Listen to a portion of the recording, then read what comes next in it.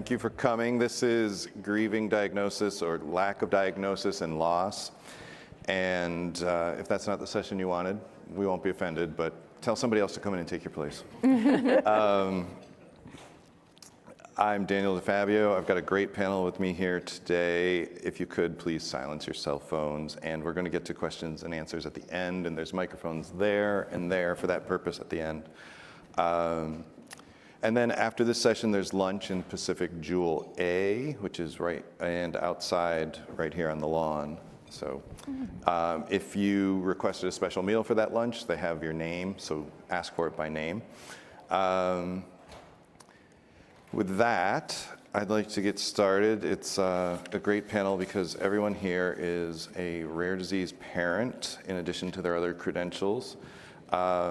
I'm going to let everyone do a little self-introduction. If we could start with Mindy and work your way back towards me. Hi everyone, I'm Mindy Pace, and I am working for Given Hour, and we focus on mental health. I do peer support for rare caregivers, and I have 3 children and 1 grandchild, and 2 of them have rare disease and the others have autism. So I've been involved in this for a very long time, and I'm excited to share my experiences and hear yours. I'm Suzanne Edison. I have a now young adult with juvenile myositis, and I've been involved with the CureJM Foundation for about 16 years, and I have a background as a counselor and psychotherapist, and I knew that when my daughter was diagnosed, I needed support as well, and there weren't any support groups, so I started those support groups, and in the last couple of years, I put together an initiative, a mental health initiative for the Juvenile Myositis Foundation, CureJM, and now I am the mental health coordinator, and we do support groups for caregivers and for teens and young adults and kids, and we've also started some mental health training programs for doctors and how to have mental health conversations and how to do assessments and anxiety and diagnosis. So we have a huge, well, not huge, but because we're a small group, but outsized in terms of who we are. And Global Genes thought that we were doing such a great job that they wanted to collaborate with us, and so they've taken a lot of the materials that we've developed and now repurposing them for all rare diseases because pretty much the issues are the same. Hi, I'm Ronda Thorington. I am a licensed professional counselor and also a parent coach, and I am a mom to a now 17-year-old daughter. Well, I have 3 kids, but my 17-year-old daughter has mixed connective tissue disease. She got sick when she was 4.5, diagnosed at 5. It's been a pretty up and down road with her. Lots of any kind of autoimmune symptom you can imagine, she has experienced, our family has experienced. And so within the past 1.5 years or so, I have pivoted in my practice to focus more on working with families impacted by rare disease and specifically coaching families and providing consultation services to families impacted by rare disease. Hi everyone, I'm Kristin McKay. I'm the Executive Director of Project Alive. We are a Hunter syndrome research and advocacy organization. More importantly, I'm the sister to a brother, Zachary, who had Hunter syndrome and passed away at the age of 19 in 2015. And I have a 4-year-old son who also has Hunter syndrome, which is a rare, degenerative, terminal genetic disorder currently with no cure, but hopefully some on the horizon. And as I mentioned, I'm Daniel DeFabio, but I haven't yet mentioned I'm dad to Lucas, who had Menkes syndrome, which had a life expectancy of 3 to 10 years, and we lost Lucas 3 years ago. So I've been in the grief space, as we all have, and I think that was an important part of my journey early on, is just hearing the word grief was relevant. Well in advance of a death event, the idea that what we are going through from at least diagnosis day forward is a type of grief, and then to get a little bit more precise and realize there's pre-grieving, there's ambiguous grief, there's anticipatory grief, and these all are worth knowing about, if for no other reason than it gives you the place to start your conversations, this place to seek out the support you need. So on that issue of putting the right name on it, Mindy, you mentioned something like that, and you said giving it a name empowers you. And I wanted to know, empowers you how, and empowers you to do what? Where did you go from that moment of being a little bit more empowered? Sure.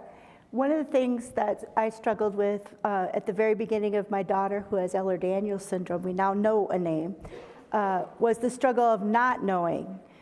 Because it was a rare disease, there was not a physician in rural Iowa who could give us much information at that time. And she was 11 years old and she was in pain constantly. And as a parent, the one thing you don't want to see is your child in pain. And it really affects how you feel about your parenting skills and about yourself.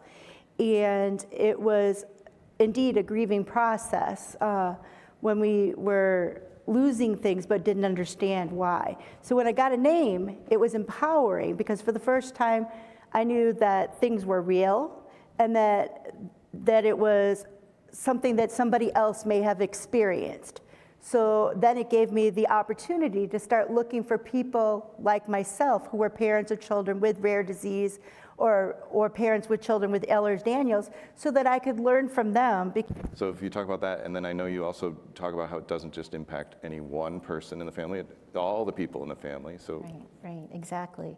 So when, one of the things that I found myself grieving is my career.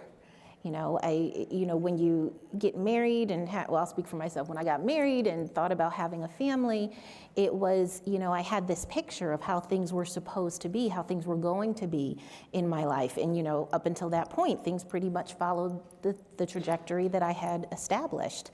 And things were completely upended, when my daughter was born. I was 4 years into my private practice and everything stopped. So I had to grieve, the interruption of a career. I had to, grieve my family not looking the way that I thought it would look. I had to grieve the financial loss, of everything. I had to grieve just so much. Parenting, a child with a life-changing illness, I had to become a different parent. So I even grieved that. So all of those things, I had to deal with. And looking at how grief impacted my family, everyone, when you're grieving, it's almost, you're in this silo, and everyone has these separate experiences of how they grieve. And when you look at children especially, children, we all grieve differently depending on where we are in our life process, our life state. But that's especially true for children. When, I look at my daughter, the grief that she experienced looked very different at the age of 5 compared to 17. When she was, 4 and 5, much younger, she, became very clingy. At 10, it was focused more around her friends and, school and being like other kids. Now at 17, she's asking these hugely philosophical questions, and I'm like, Jiminy Crickets, what are we really doing? What are we talking about here? You're talking about God and why would God do this to you, and you're mad at God? Holy smokes, that's not something that I was prepared for.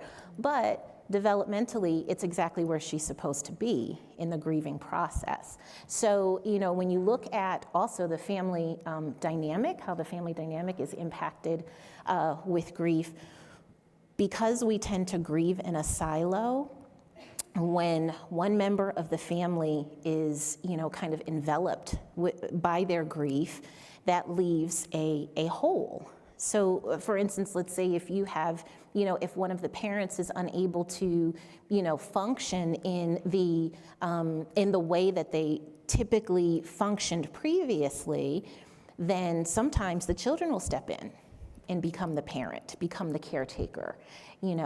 Sometimes, in children, we may see grief impacting the family dynamic in that you may see behavioral issues. So having to address that. So the entire, family dynamic is impacted because things that were normal are now, not normal anymore, and it looks completely different. So it can be hugely challenging to deal with grief in that aspect. Yeah, I think as so much of rare disease is, it's a unwanted, uninvited learning experience.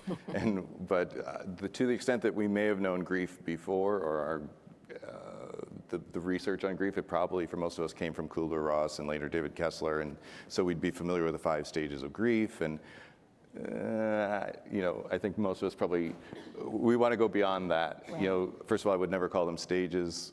I think we all experience them more as waves or cycles, things that we certainly don't check them off a list and get done with them. Right. And even David Kessler in his later work, building upon the original. The original was 50 years ago, and if you don't know, it was for the person who was about to die, facing their death, and that's a bit of a different perspective than the people around that person or people mourning something other than death.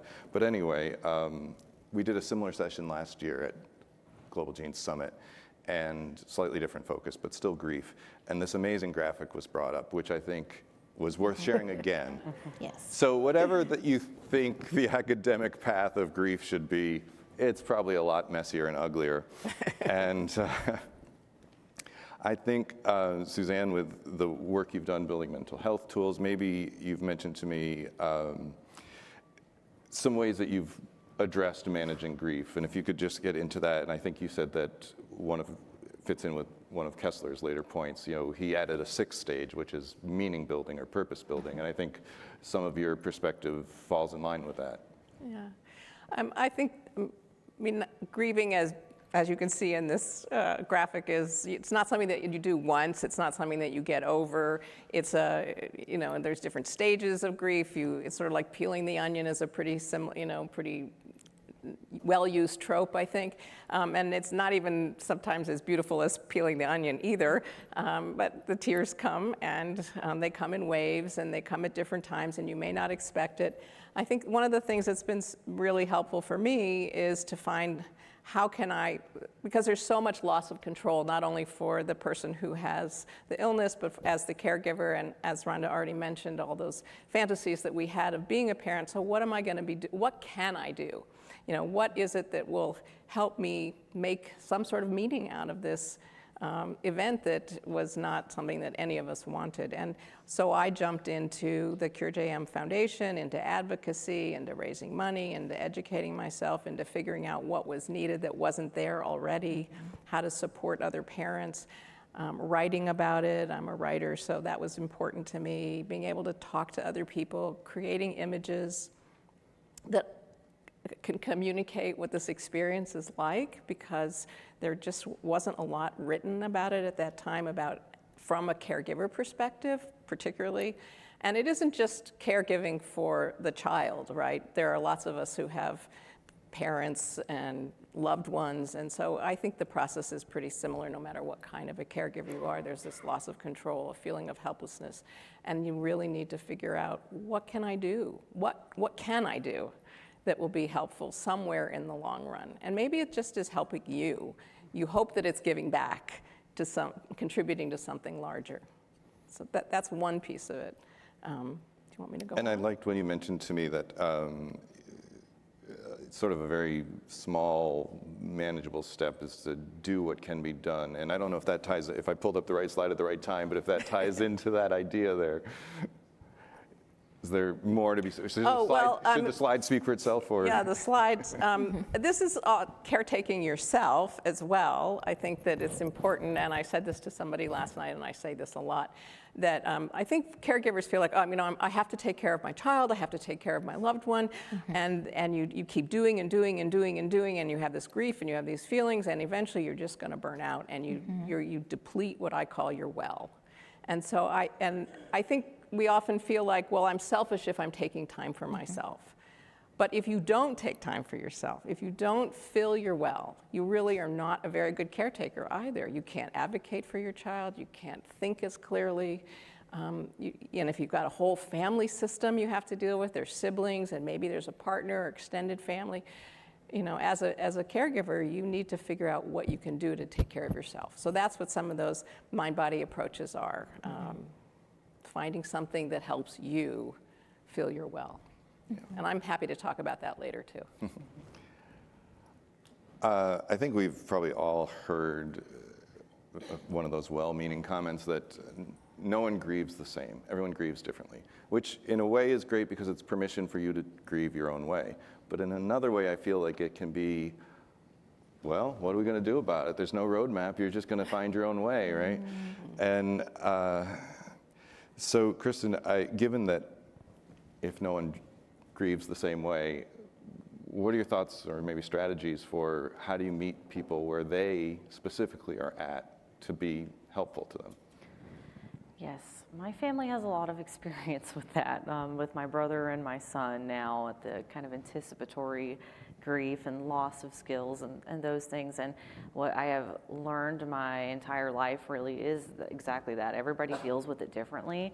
And I think there's some really wonderful tools. I know Courageous Parents Network has a great tool about that, of navigating and kind of understanding what your own role, where's your responsibility, and also making sure that when you're the person that's the closest, if I'm mom or what have you, then it's not my responsibility to try to control and manage others' grief experience. And also accepting that my own grief experience might change all the time, and there's nothing wrong with it. I'm not a big crier, and I used to carry a lot of guilt about that. I thought that because I didn't cry as much as others did, that maybe I didn't care as much, and that's certainly not true. The love that I had for my brother was so deep and beyond measure that my tears had nothing to do with it. It was just my own way of trying to cope with the situation. And, and same thing while our children are alive, the way that my mom responded, or my dad and my sister, we all had a very different path there. And same thing now with my husband, where we take on different roles, and sometimes we might express our grief in the same way, just at different times. And being able to identify that and understand that and accept that it's both are okay, both are proper methods, and we can find ways to support each other through that. There are times where typically I'm kind of a, hey, let's not dwell on the problem, let's just find the solution and just keep going and get through it. And my husband will have moments of deep, deep anger, and I just make space for him in those times because he's allowed to. And I have those times too where I get angry at the situation, or I get really sad, and he's the person that I can talk to about that. And I think that's the big piece for me, is that I spent most of my teen years really pulling myself away from others, feeling as though anyone that I was friends with as a 13-year-old girl, they just didn't get it, where I thought, you might be upset because mom didn't buy you the True Religion jeans, and I'm over here worrying about my brother's life expectancy, and I allowed that to separate me from you, and it didn't help me, it didn't serve me in any real way. And now, going through this process with my son, I try to do the exact opposite. I look outside, far outside of my bubble. I look at the people that I bring in that are just friends or neighbors, and I want to acknowledge the importance that my son holds in their life too, and be able to celebrate that and bring them closer to me now, right now, when he's still little and he's still young, so that when that time comes, I've got this big full circle of people that I know I can rely on, and I won't feel lost and alone because I'm preparing in those moments by building those relationships. Yeah, anyone else? I know we probably all come across it, that the people may not be coming to us where we're at. And I have my own theories on how and why that might be, but please. Well, I think it's really important to be secure enough in yourself to know that whatever you're feeling, you have permission to feel it. And I think sometimes, in terms of like a theory as to why people come to you, in a particular way when you're grieving, it's because they feel helpless and they don't know, they just want to make things better. And oftentimes it's because they can't sit in their own discomfort. So they just got to make it better and make it go away. But, when you feel secure enough that, no, this is what I'm feeling and it's okay that I feel this way, then it really does kind of allow you to exhale And, and I love what you said about how, being intentional about bringing that, having that village around you. Because I know initially, my daughter's diagnosis, I totally withdrew, and I was so angry and so resentful of, folks that, with their, wonderful families, and it's like, oh, you can go on vacation and not have to check to see where the nearest emergency room is, and all of that stuff. And it was, and it just made things worse. It made things worse. So yeah, so I love, being intentional about having, a village around you, and knowing that you get to choose who that village is. It may not look like, who you thought it should be. It may not be, parents and siblings and cousins and best friends. It might be, the nurse at the infusion center, the nurse whose shoulder I literally cried on a few weeks ago, about my daughter. So it, so it may look different, and that's okay. Yeah. So. For me, I would think also, friends and family who want to help problem solve or want to try to fix it in some way, fix my feelings, not just fix the disease. Nobody can fix the disease, but they don't want to see me grieve because they feel helpless, like you said, or it scares them. Having not really knowing because they're ignorant in the sense of not knowing what the disease really is. They don't walk every day in your shoes. Mm-hmm. And I think that some of the times I just have to say one of two things, like, I don't really need you to fix it, I just need you to listen. And that's really important. And also knowing for myself that that's what I need. Mm-hmm. And knowing for myself what I need and being able to ask for it is also another big step, I think, for those of us who are caregiving all the time. And asking for help is a really hard thing, I think, for many, many people. So being clear about and I think people want to help. I mean, I think people, they just don't know how. Mm-hmm. So if you can say, look, I really need you to come over for half an hour and just let me walk around the block 75 times, or I need you to sit for 10 minutes while I make dinner and maybe play games with my daughter or my friends, Grieving, and like we've said many, many times, grieving looks different for everybody. So figuring out what your triggers are is another little piece of it. So if you know that you're going to be amongst people with sort of heteronormal, neuronormal kids in a situation, and you know that that's a trigger for you, maybe you don't want to go to that event. Mm-hmm. Or maybe you want to bring a support person with you and hold their hand. I don't know. I think it's different for everybody, but sort of figuring that what your triggers are and making a little plan for yourself is also a caretaking thing. And I would like to also mention that for me, it was taking action. I needed to somehow respond to my grief. And so what I did is I tried to make positive change in my community and enlighten and educate people.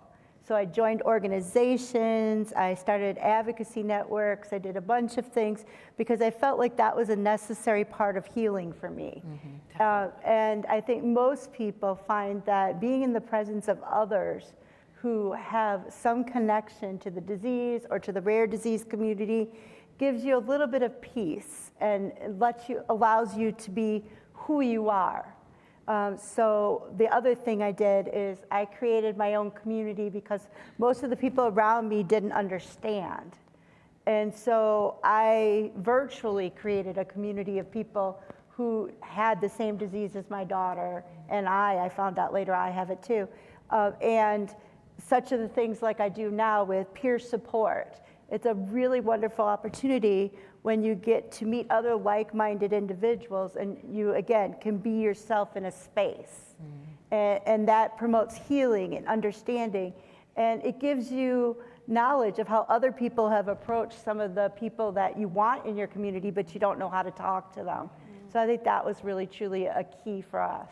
That's great. Yeah, I think what you hit upon there for me is that the community and the companionship is sort of the opposite of this problem that comparison brings around. So if we're comparing ourselves to typical health people, or I think let me back up. The key moments that are easiest to understand, you know, grieving a death or even grieving a diagnosis. But then everything on that spectrum in between, from diagnosis day till hopefully not death, but life, I think is based on our comparisons to this ideal. F.E. Parks sometimes says we have a fictional child, and the fictional child goes away on diagnosis day. And but any little micro moment of what you expect in your life, my child won't go to prom, you know, my child won't speak verbally. And then that one for me got into, I didn't know it was called compound grief, but okay, this child will not speak verbally. And you wrap your head around that eventually, and maybe you process it and integrate it and get through as best you can that particular grief. And then comes, he also won't do an eye gaze. He also won't do PEX cards. He also won't have, you know, any form of communication. You know, so you don't get to, despite your best efforts to integrate or move through, you don't get to necessarily check even one particular aspect off the list, because there can come another one. You know,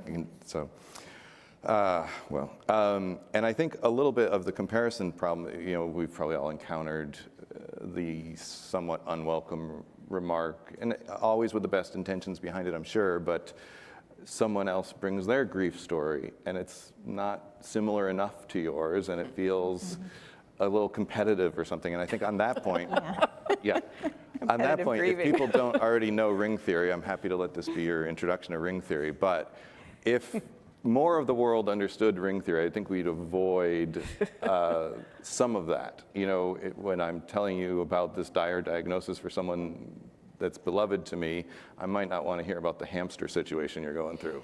You know, so this could avoid that. And you know, if you don't need it, if you don't know it, you need to screenshot it and send it to somebody. I'm sure there's somebody you know that needs to know this. Let me say that.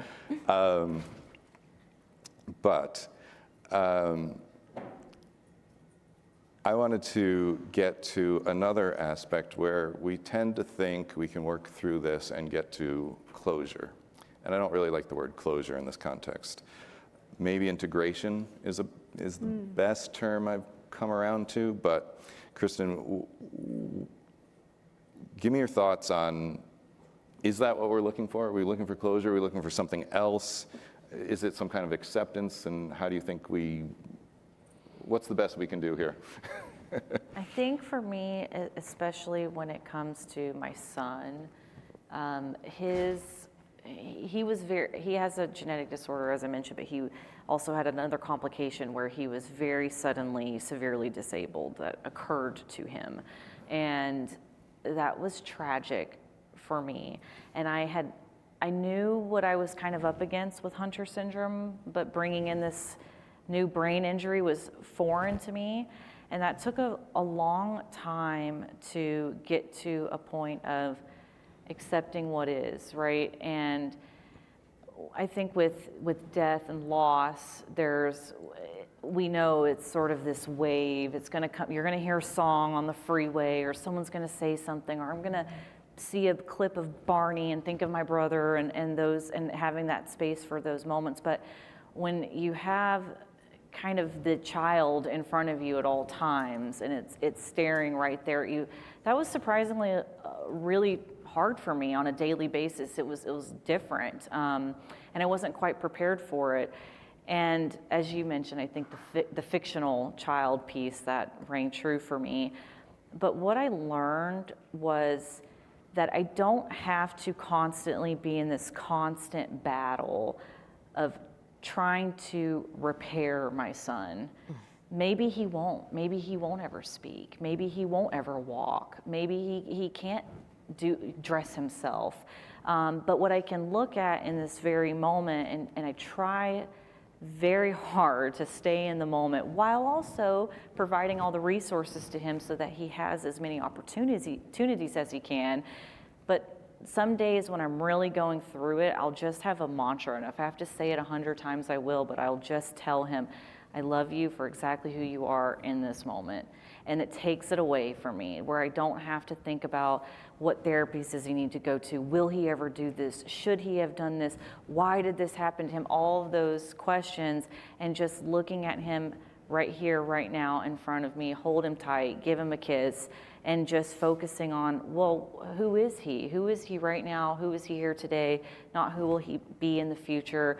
And I think that is the current myth of closure I'm living in, of understanding that you can be hopeful and you can provide all of the things that you need to provide to your child while also accepting them every single day. And that rapidly changes for us what his current self is. It changes every day.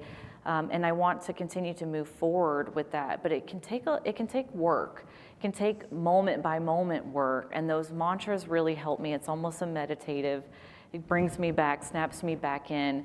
And with the grief piece, it's really, for me, it's been allowing myself, when that comes up, when I think of my brother, when I think about the loss, potential loss in the future of my son, I try to make space for it. I try to let it come, feel it in that moment, and to snap myself out of it, it's, okay, what can I do about that right now? Maybe it's, I need to call someone and share a memory of my brother, something funny that makes me smile and reminds me of all those beautiful moments that I had. That brings me some peace. Or if it's my son, maybe let's go get him some ice cream. You know, whatever the simple thing is in that moment. I think others talked about that too, of those actions and what can I do right now, but also not trying to push it away and accepting that there will never be closure as people tend to understand it. It's just moving through, and sometimes that changes over and over again.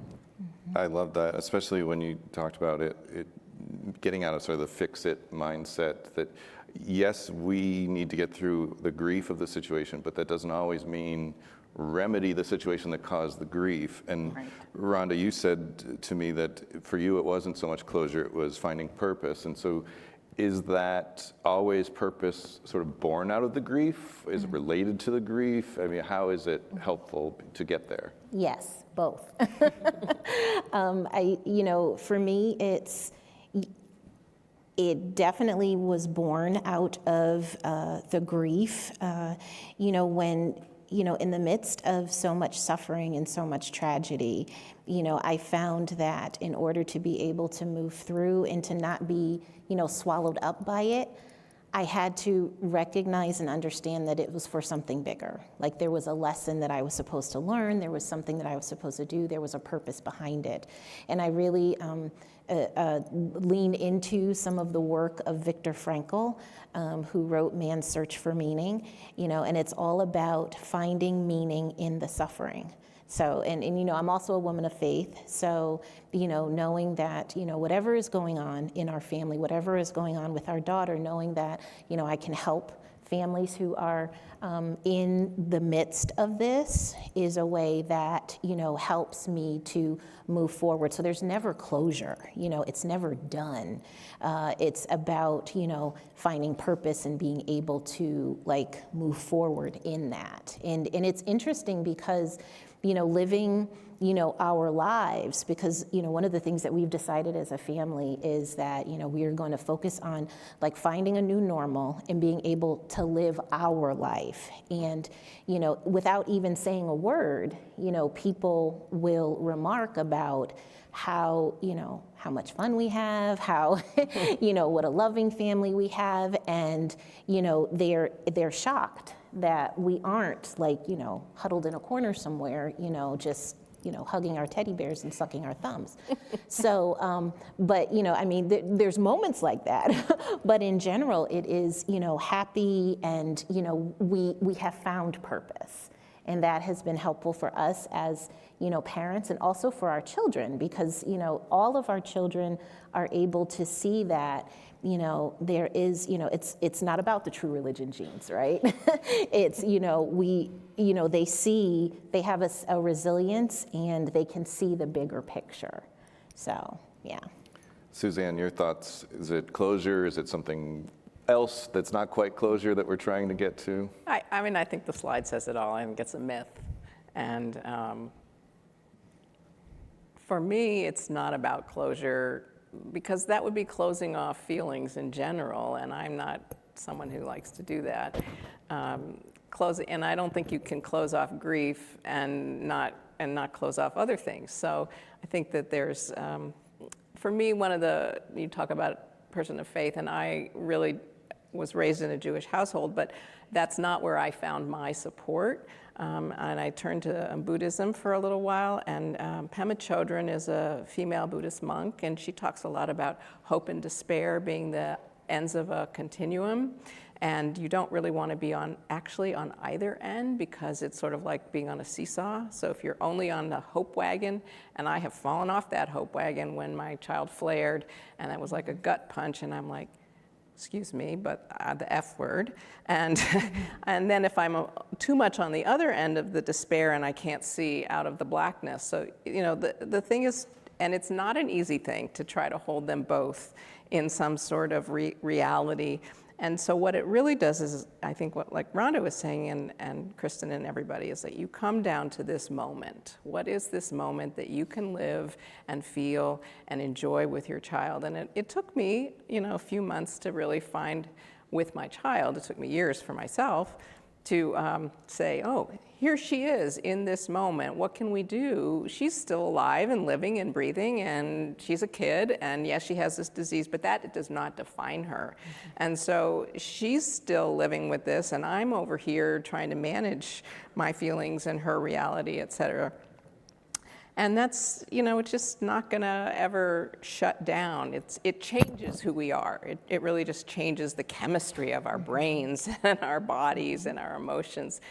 Grieving does that. And that's okay. It's okay to let that change. And I like to say, I think there's a lot of research now on PTSD for all kinds of rare diseases, but I like to think of it not as a post-traumatic stress disorder, but an ongoing stress. And maybe not a disorder, but it is not something that stops. Yeah, And it has these waves. Chronic traumatic stress syndrome. Okay, chronic. I like the word ongoing, but that's okay. One of the many complicated emotions around grief is guilt. And Mindy, you mentioned for our family, I know it's different for everyone. We were spared that particular consideration because the mutation was de novo, so we didn't have an inheritance. But for you and your family, you wrestled with that. Right.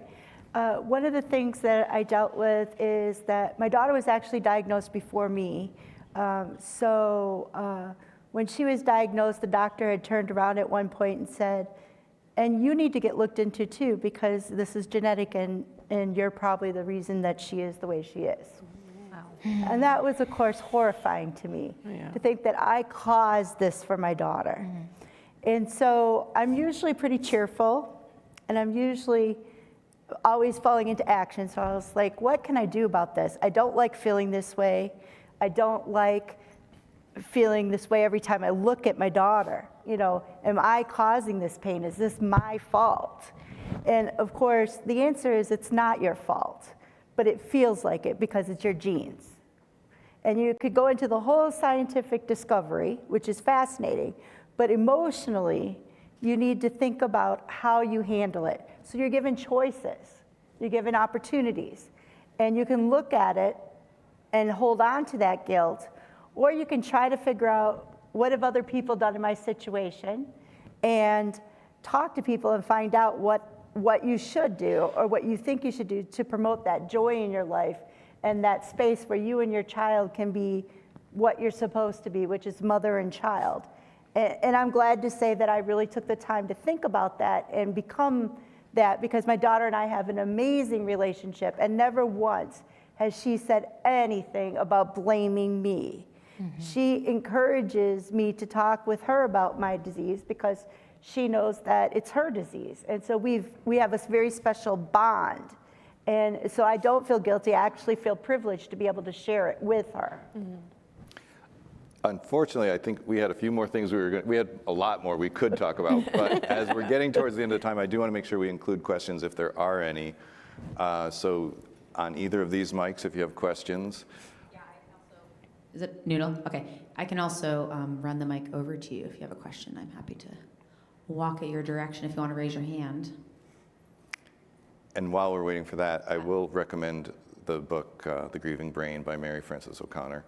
The very short version of that is we expect our people to be here, now, and close. And I think that can apply not just to a death loss, but a loss of the expected experience of that person. I'm trying to do the real short version of all these slides that I'm not getting to. Daniel, I actually have a question. Good. For once, I get to be just a participant and where the slide at. So, in thinking about kind of grief, I think that mental health tends to be wrapped up in that a lot, right? You talked a little bit about that. And I think there's a stigma against, there's a lot of stigma around mental health and what you can kind of do with your mental health. And I think especially in the space like the rare disease community, everyone here feels really strong. Like you feel like we're strong people, we're gonna get through this, we're gonna do it on our own, we can make it through it, we don't need help. And so I'm wondering, maybe this is for you, Rhonda, if you can talk a little about like the stigma against medicine in regards to mental health, because I think, and I can speak from personal experience as well, with my family, there's a huge stigma against medication for mental health, not intentionally, it's just how it is. And it can be tough to think that you need to allow yourself to take that assistance. It doesn't mean it's going to necessarily be something you need all the time, but to get you out of that, despair, that you're at the depth of that one end of the spectrum of despair. Sometimes you can't pull yourself out of it, and you might need a little help to kind of pull yourself out of it, but it can feel like you don't want to take that, or it can be scary. So I don't know if you can touch on that. Yeah, absolutely. That's a great question. I think that, yes, there is a huge stigma around, therapy and taking medication. And I think the way that I when I work with my littles, the way that I always frame it is, you take this medicine and it helps a little bit, right? But you're doing the bulk of the work to help improve things in your life. And with the adults I work with, I always say, okay, would you have so much pushback if someone told you to take blood pressure medication? Or if you had a broken leg and someone wanted to put a cast on it, would you say, absolutely not, I'm too strong for that? No, you wouldn't. It would feel kind of silly. Well, this is the same thing. And so, once I can kind of frame it that way, then people can kind of see some of the irrational beliefs they have around medications, psychotropic medications, and then they're like, oh, okay.